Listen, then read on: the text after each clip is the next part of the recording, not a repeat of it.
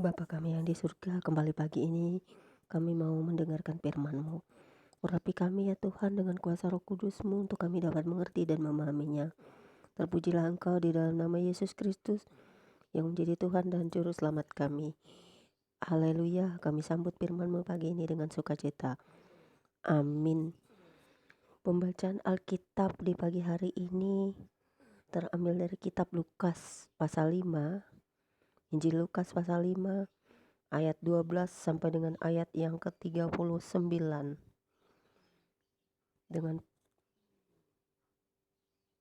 dengan perikop pasal 5 ayat 12 hingga dengan ayat yang ke-16. Perikopnya adalah Yesus menyembuhkan seorang yang sakit kusta.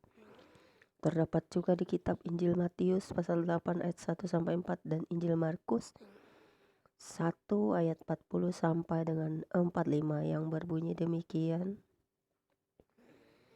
Pada suatu kali, Yesus berada dalam sebuah kota. Di situ ada seorang yang penuh kusta. Ketika ia melihat Yesus, tersungkurlah ia dan memohon, "Tuan, jika Tuan mau, Tuan dapat mentahirkan aku." Lalu Yesus mengulurkan tangannya, menjamah orang itu dan berkata, "Aku mau, jadilah engkau tahir." Seketika itu juga lenyaplah penyakit kustanya. Yesus melarang orang itu memberitahukannya kepada siapapun juga dan berkata, "Pergilah, perlihatkanlah dirimu kepada imam dan persembahkanlah untuk pentahiranmu persembahan sebagai yang diperintahkan Musa. Pentahiranmu persembahan seperti yang diperintahkan Musa sebagai bukti bagi mereka." Tetapi kabar tentang Yesus makin jauh tersiar dan datanglah orang banyak berbondong-bondong kepadanya untuk mendengar dia dan untuk disembuhkan dari penyakit mereka. Akan tetapi ia mengundurkan diri ke tempat-tempat yang sunyi dan berdoa. Dahsyat, Tuhan kita selalu berdoa. Kemudian Injil Lukas pasal 5 ayat 17 hingga dengan ayat yang ke-26 dengan perikop baru.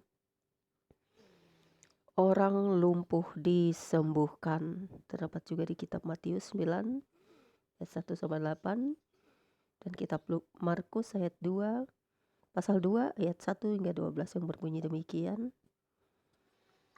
Pada suatu hari ketika Yesus mengajar, ada beberapa orang Farisi dan ahli Taurat duduk mendengarkannya. Mereka datang dari semua desa di Galilea dan Yudea dan dari Yerusalem. Kuasa Tuhan menyertai dia sehingga ia dapat menyembuhkan orang sakit. Lalu datanglah beberapa orang mengusung seorang lumpuh di atas tempat tidur. Mereka berusaha membawa dia masuk dan meletakkannya di hadapan Yesus. Karena mereka tidak dapat membawanya masuk berhubung dengan banyaknya orang di situ, naiklah mereka ke atap rumah, lalu membongkar atap itu dan menurunkan orang itu dengan tempat tidurnya ke tengah-tengah orang banyak tepat di depan Yesus. Ketika Yesus melihat iman mereka, berkatalah ia, "Hai saudara, dosamu sudah diampuni." Tetapi ahli-ahli Taurat dan orang-orang Farisi berpikir dalam hatinya, "Siapakah orang yang menghujat Allah ini? Siapa yang dapat mengampuni dosa selain daripada Allah sendiri?" Akan tetapi Yesus mengetahui pikiran mereka lalu berkata kepada mereka, "Apakah yang kamu pikirkan dalam hatimu? Manakah lebih mudah mengatakan, 'Dosamu sudah diampuni,' atau mengatakan, 'Bangunlah dan berjalanlah'? Tetapi supaya kamu tahu bahwa di dunia ini Anak Manusia berkuasa mengampuni dosa." Berkatalah ia kepada orang lumpuh itu, "Kepadamu kukatakan, bangunlah, angkatlah tempat tidurmu dan pulanglah ke rumahmu." Dan seketika itu juga bangunlah ia di depan mereka, lalu mengangkat tempat tidurnya dan pulang ke rumahnya sambil memuliakan Allah. Semua orang itu takjub lalu memuliakan Allah. Dan mereka sangat takut, katanya, "Hari ini kami telah menyaksikan hal-hal yang sangat mengherankan." Tuhan Yesus memang dahsyat menyembuhkan segala sakit penyakit. Kemudian di Lukas pasal 5 ayat 27 hingga dengan ayat yang ke-32 dengan perikop baru. Lewi pemungut cukai mengikut Yesus, terdapat juga di kitab Matius pasal 9 ayat 9 sampai 13 dan kitab Markus pasal 2 ayat 13 sampai 17 yang berbunyi demikian.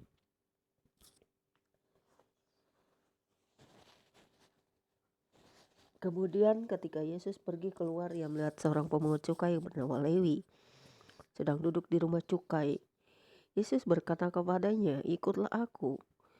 Maka berdirilah Lewi dan meninggalkan segala sesuatu lalu mengikut dia. Dan Lewi mengadakan suatu perjamuan besar untuk dia di rumahnya. Dan sejumlah besar pemungut cukai dan orang-orang lain turut makan bersama-sama dengan dia.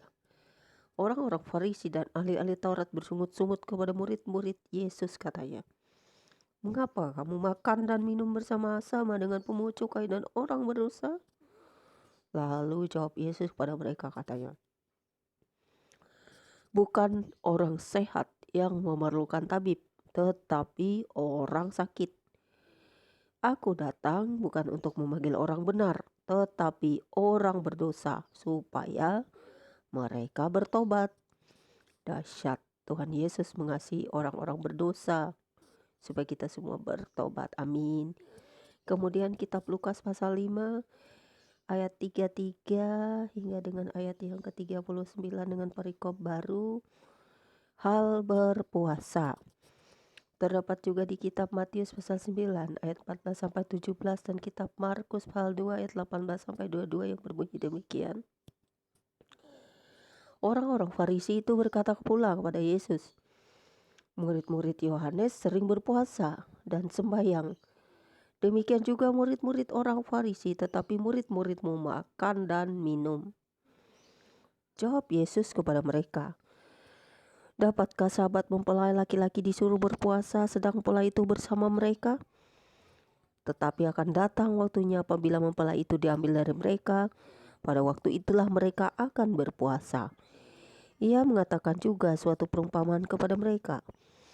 Tidak seorang pun mengoyakkan secari kain dari baju yang baru untuk menambalkannya pada baju yang tua. Jika demikian, yang baru juga itu juga akan koyak. Yang baru itu juga akan koyak, dan pada yang tua itu tidak akan cocok kain penambal yang dikoyakkan dari yang baru itu. Demikian juga tidak seorang pun mengisikan anggur yang baru ke dalam kantong kulit yang tua. Karena jika demikian, anggur yang baru itu akan mengoyakkan kantong itu dan anggur itu akan terbuang. Dan kantong itu pun hancur. Tetapi anggur yang baru harus disimpan dalam kantong yang baru pula.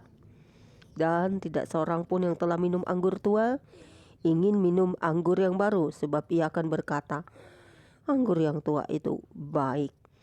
Dahsyat perumpamaan Tuhan pada setiap orang-orang yang selalu ingin menguji.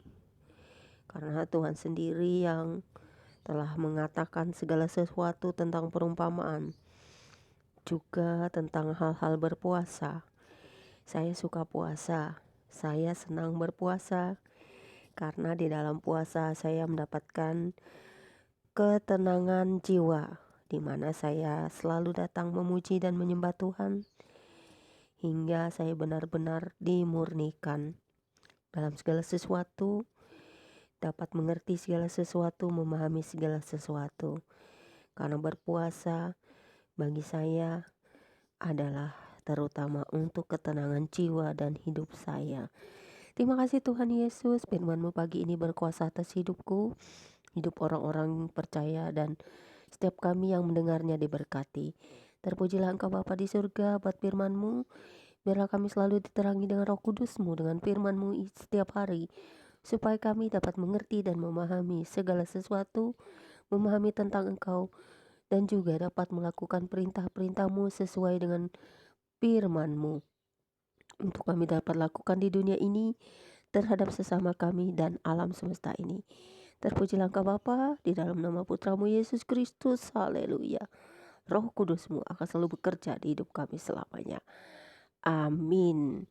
Demikianlah pembacaan Alkitab kita pagi hari ini. Tuhan Yesus memberkati kita semua yang selalu mendengarkan firman Tuhan. merenungkannya, dan kita akan menjadi pelaku-pelaku firman. Amin. Tuhan Yesus berkati.